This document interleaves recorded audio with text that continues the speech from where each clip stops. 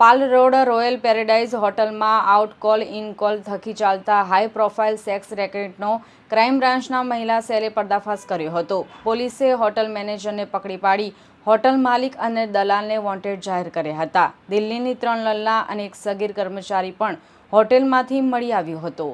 Crime બ્રાન્ચના AHTU અને IUCWની ટીમે બાતમી મળી હતી કે શહેરમાં વોટ્સએપ દ્વારા ગ્રાહકોનો સંપર્ક કરી રૂપલલનાઓના ફોટા મોકલાયા છે. ગ્રાહકો યુવતીને પસંદ કરે એટલે નાણાંની વાતચીત થતી હતી.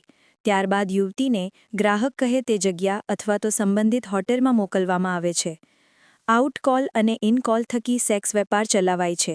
જે માહિતીના આધારે પોલીસે વર્કઆઉટ કર્યું હતું અને પાલમાં એમ્બેસી રોડ, શેવિયોન શોપિંગ સેન્ટરમાં 4થા માળે હોટલ રોયલ પેરેડાઇઝમાં દરોડા પાડ્યા હતા. હોટલમાંથી પોલીસને ભારતીય મૂળની 3 લલના મળી આવી હતી.